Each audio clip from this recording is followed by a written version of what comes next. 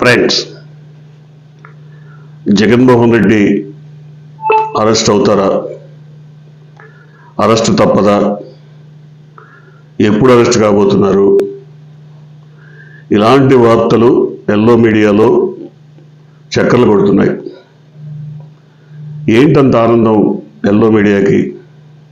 ఎందుకంత ఉత్సుకత, క్యూరియాసిటీ? ఎందుకంత ఉత్సుకత అంటే, ఎక్కడో అమెరికాలో న్యూయార్క్ గ్రాండ్ జ్యూరీ ఒక 8 మంది మీద కేసు పెడితే, ఆ కేసులో మన దేశానికి చెందిన బడా పారిశ్రామికవేత్త, వ్యాపారవేత్త ఆదాని అందులో ఉన్నారు కాబట్టి, ఆ కేసులో ఇరుక్కున్నారు కాబట్టి, ఆదానికి జగన్మోహన్ రెడ్డికి లింకులు ఉన్నాయి.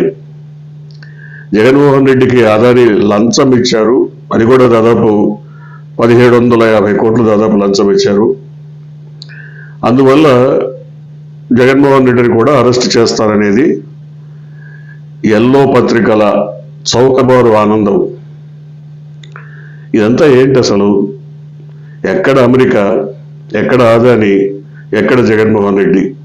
వీటికి మధ్య ఏమైనా లింక్ ఉందా, సంబంధం ఉందా అంటే, పవర్ అగ్రిమెంట్స్ వాటిని చంద్రబాబు నాయుడు తన ప్రభుత్వ టెన్యూర్లో 25 ఏళ్లకు దాదాపు అగ్రిమెంట్స్ చేసుకున్నారు కొన్ని సంస్థలతో. దాదాపు యూనిట్కి ₹4.49, ₹4.50, దాదాపు 60 పైసల లెక్కన 25 ఏళ్లకు అగ్రిమెంట్స్ చేసుకున్నప్పుడు, మనం విద్యుత్తుని వాడినా వాడకపోయినా ఆ సంస్థలకి ఆ డబ్బు చెల్లించాల్సిందే. ఆ రకంగా గతంలో చేసుకున్న అగ్రిమెంట్స్ ప్రకారం చెల్లించాల్సి వచ్చింది. అందువల్ల జగన్మోహన్ రెడ్డి అధికారంలోకి వచ్చాక విద్యుత్ అగ్రిమెంట్స్ అన్నింటినీ పునఃసమీక్షించి, చౌకగా ఎవరైనా ఇస్తే భారతదేశంలో వాళ్ళ దగ్గర నుంచి విద్యుత్ ఒప్పందాలు చేసుకుందాం, పవర్ అగ్రిమెంట్స్ చేసుకుందామని నిర్ణయించుకొని, ఆ మేరకు కేంద్ర ప్రభుత్వానికి కూడా తన అభిమతాన్ని తెలియజేసినప్పుడు, కేంద్ర ప్రభుత్వం సెకీని రంగంలోకి దించింది. Solar energy corporation of India, SECI. అది కేంద్ర ప్రభుత్వ రంగ సంస్థ. కేంద్ర ప్రభుత్వ రంగ సంస్థ సోలార్ ఎనర్జీని కొని ప్రభుత్వాలకి చౌకగా అందజేస్తుంది. సెకీ దాదాపు ₹2.90 యూనిట్ని రాష్ట్రాలకు అందజేస్తోంది. ఆ మేరకు జగన్మోహన్ రెడ్డి సెకీతో ఒప్పందం కుదుర్చుకున్నారు. అది కేంద్ర ప్రభుత్వ రంగ సంస్థ. నేరుగా జగన్మోహన్ రెడ్డి ఆదాని నుంచో, అంబానీ నుంచో, మరొకరి నుంచో విద్యుత్తు కొనలేదు, కొనుగోలు చేయలేదు. కేంద్ర ప్రభుత్వ ఆధీనంలో ఉన్నటువంటి సెకీ ద్వారా కొన్నారు. దానికి పూర్వ నేపథ్యం ఉంది. అందువల్ల జగన్మోహన్ రెడ్డి పైన అభియోగాలు వచ్చాయని చెప్తున్నారు. ఏంటా నేపథ్యం?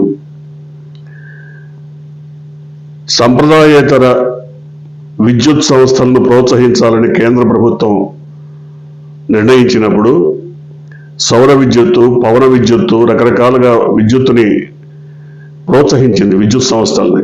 దాంట్లో దాదాపు 12 గిగావాట్స్ విద్యుత్తుని తయారు చేయడానికి ఆదాని ముందుకొచ్చారు.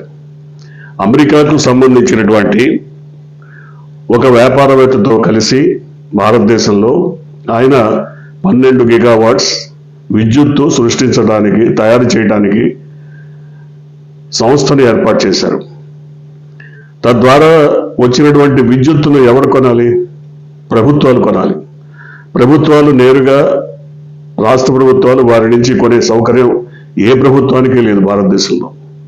కాబట్టి సెకీ నుంచి కొనాలి.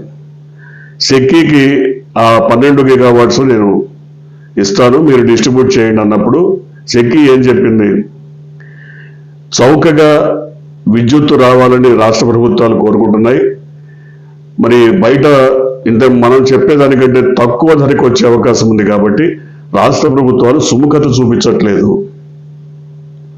అప్పుడు నేరుగా అదాని రంగంలోకి దిగి ఆంధ్రప్రదేశ్ కానీ, తమిళనాడు కానీ, ఒరిస్సా కానీ, ఛత్తీస్గఢ్ కానీ, అట్లాగే జమ్మూ కాశ్మీర్ ఈ ప్రభుత్వాలతో, ప్రభుత్వ అధికారులతో, పవర్ డిస్ట్రిబ్యూషన్కి సంబంధించినటువంటి అధికారులతో సంప్రదించి తక్కువ ధరకి సెకి ₹2.90 యూనిట్ ఇస్తుందని చెప్పి ఒప్పించారు.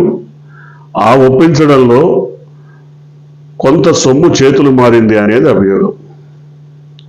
ఇప్పుడు ఇదంతా కూడా బయటికి వచ్చిందా? దీనికి రుజువులు, సాక్ష్యాలు ఉన్నాయా? ఎందుకంటే నేరుగా జగన్మోహన్ రెడ్డి పైనే ఎల్లో మీడియా ఎక్కుపెట్టింది, అభియోగాలు ఎక్కుపెట్టింది, చెప్తోంది 1750 కోట్లని కూడా చెప్తోంది. మరి ఈ అంకెలు, ఈ సంఖ్యలు అన్నీ ఎట్లా బయటకు వచ్చాయంటే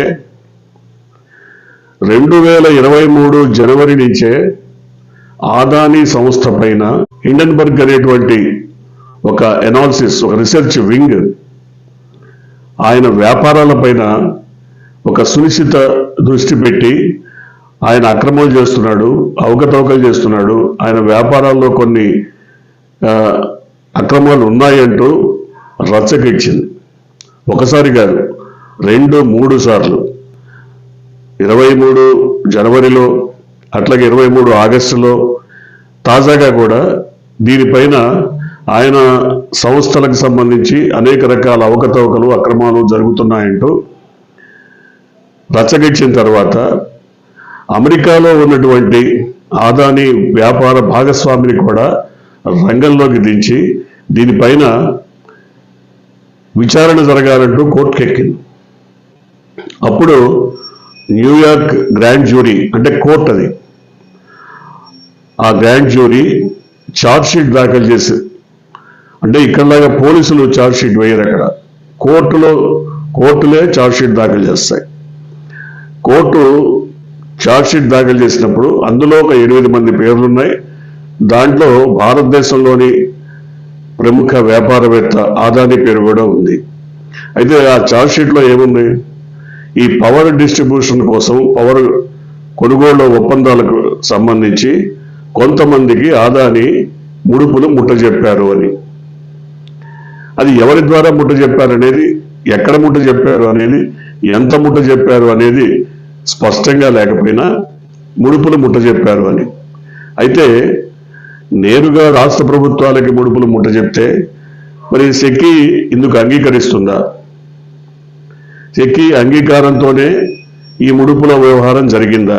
ఒకవేళ జరిగుంటే ఈ ఒప్పందాలన్నీ కూడా రాష్ట్ర ప్రభుత్వాలు సెకితో చేసుకున్నాయి, సోలార్ ఎనర్జీ కార్పొరేషన్ ఆఫ్ ఇండియాతో చేసుకున్నాయి, నేరుగా అదానితో చేసుకోలేదు. కాబట్టి ఎవరిని ఇప్పుడు రంగంలోకి దించాలి? సెకిని దించాలి. సెకికి సంబంధించినటువంటి అధికారులను, లేదా మంత్రిని, లేదా కేంద్ర ప్రభుత్వంలో ఉన్నటువంటి ఉన్నత స్థాయి వర్గాలను ప్రశ్నించాలి. కానీ ఇక్కడ ఆనందం ఏంటి? స్థానికంగా ఉన్నటువంటి పచ్చ మీడియా ఆనందం ఒకటి. అదానీ నుంచి ₹2.90 యూనిట్ చొప్పున పవర్ అగ్రిమెంట్స్ జరిగాయి కాబట్టి ఇందులో జగన్మోహన్ రెడ్డికి ముడుపులు ముట్టాయనేది వీరి అభియోగం. ఇప్పుడు రాష్ట్ర ప్రభుత్వం కానీ, కేంద్ర ప్రభుత్వంలో కానీ బీజేపీ, టీడీపీ, జనసేన భాగస్వాములు. ఈ వ్యవహారంలో ఏదైనా అవకతవకలు జరిగాయని ఒకవేళ తేల్చగలిగిన సత్తా ఉంటే ఖచ్చితంగా కేంద్రం సిబిఐని రంగంలో దించవచ్చు, ఈడీని రంగంలో దించవచ్చు, లేదా సాక్ష్యాలన్నీ బయట పెట్టచ్చు. కానీ సెకికి సంబంధించినటువంటి వాళ్ళు కానీ, మరి బీజేపీ కానీ దీని మీద మౌనం వహించిందే తప్ప ఎక్కడా కూడా పెదవి విప్పటం లేదు. ఎందుకంటే ఇవి సోలార్ అగ్రిమెంట్స్, సోలార్ పవర్ కానీ లేదా విండ్ పవర్ కానీ వీటిని కొనేటప్పుడు మధ్యవర్తిగా కేంద్ర ప్రభుత్వం వ్యవహరిస్తోంది కాబట్టి కేంద్ర ప్రభుత్వం అన్ని రకాల జాగ్రత్తలు తీసుకొని రాష్ట్ర ప్రభుత్వాలకు డిస్ట్రిబ్యూట్ చేస్తుంది కాబట్టి ఎక్కడా కూడా అవకతవకలు జరిగేటువంటి అవకాశం లేదు కాబట్టి దీంట్లో బాధ్యత వహించాల్సింది కూడా కేంద్ర ప్రభుత్వమే. ఇక్కడ హిండెన్బర్గ్ చేసినటువంటి తవ్వకాల్లో లేదా వాళ్ళు తీసినటువంటి ఇన్వెస్టిగేషన్లో ఒకవేళ నిజంగా ఆదాని వ్యవహారాల్లో ఆదానికి సంబంధించిన వ్యాపారాల్లో అవకతవకలు ఉంటే ఉండొచ్చు. నిన్న న్యూయార్క్ కోర్టులో ఎప్పుడైతే ఛార్జ్షీట్ దాఖలైందో ఆదానికి సంబంధించిన షేర్లు 1,00,000 కోట్ల రూపాయల మేరకు నిన్న ఒక్కరోజే పతనమయ్యాయి. సో అదాని సంస్థలు కూడా లేదా ఆయనకు సంబంధించినటువంటి కార్యాలయం నుంచి దీన్ని ఖండిస్తూ ఇప్పటికే వార్తలు వచ్చాయి.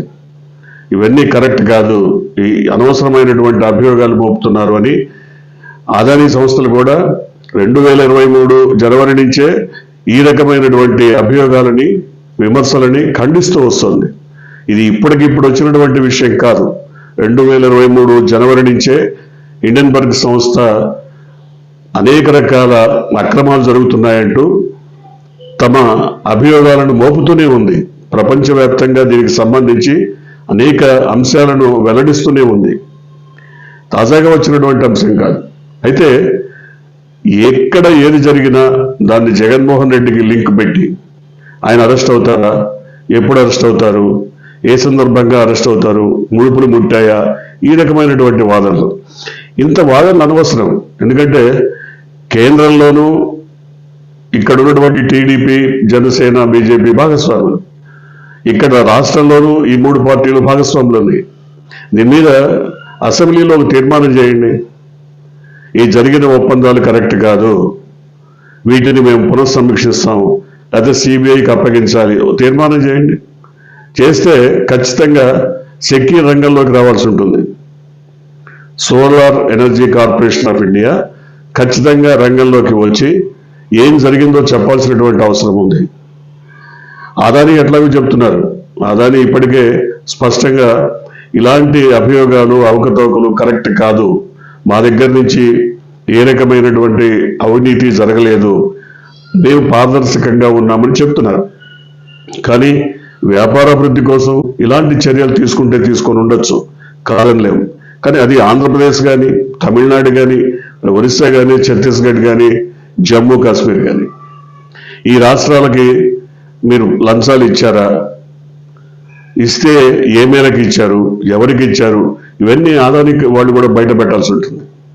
అట్లాగే ఏదైనా ఒక అభియోగం మోపబోయే ముందు నిజానిజాలు, తగిన సాక్ష్యాలు చూపకుండా, చెప్పకుండా ఒక అభియోగాన్ని జగన్మోహన్ రెడ్డి మీద మోపడం అంటే పాపాల భైరవుడుగా ఉన్నాడు కాబట్టి ఆయన మీద మోపేసి అరెస్ట్ అవుతాడా, ప్రజల్లో ఆయన అవినీతి పరుడుగా లేదా ఆయన లంచాలు తీసుకునే వ్యక్తిగా ఆయన్ని ఒక చిత్రీకరించాలనేది ఈ తాపత్రయం.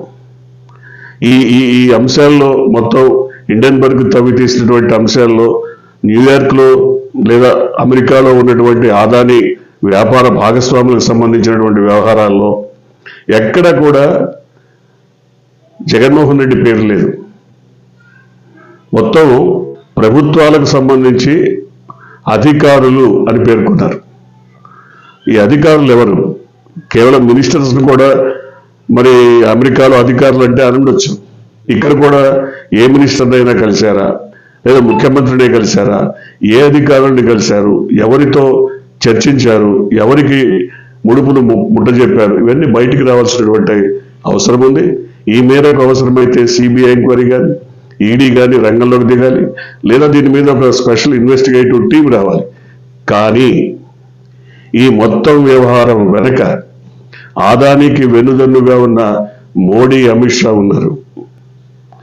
వారు వెనుదన్నుగా ఉండి అతన్ని ప్రోత్సహిస్తూ దాదాపు ఈ దేశంలోనే కుబేరుల స్థానంలో 1-2 స్థానాల్లో ఆయన నిలబడేలా చేయగలిగారు.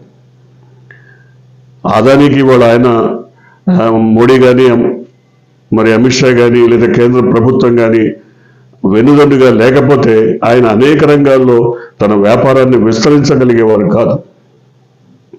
కాబట్టి ఏ రకంగా చూసినా అదాని నిర్దోషను లేదా జగన్మోహన్ రెడ్డి నిర్దోషను ఇప్పటికిప్పుడు తేల్చగలిగేవి కేంద్ర ప్రభుత్వం లేదా సిబిఐ లేదా ఈడీ. వీటి దర్యాప్తులో విచారణలో మాత్రమే నిజాలు బయటికి తేలేటువంటి అవకాశం ఉంది. జరిగిన విషయం మాత్రం ఇదే. అదానికి సంబంధించిన వ్యాపారాలను దాదాపుగా 2023 జనవరి నుంచే హిండెన్బర్గ్ రీసెర్చ్ వింగ్ వెంటాడింది. ఇప్పటి వరకు అనేక రకాల అంశాలను బయటపెడుతూ వచ్చింది. సో వాటి అభియోగాలని నిజాలని నిగ్గు తేల్చే వీలుందా అంటే లేకపోవచ్చు. లేదా అమెరికాలో అసలు ఏం జరిగింది, అదానీ ప్రభుత్వ వాటాదారు ఏం చేశారు, అక్కడ ఏదైనా పన్నులు ఎగ్గొట్టారా, ఇంకేదైనా జరిగిందా, ఇవన్నీ కూడా తేలాల్సి ఉంది. చూద్దాం ఏం జరగబోతుందో.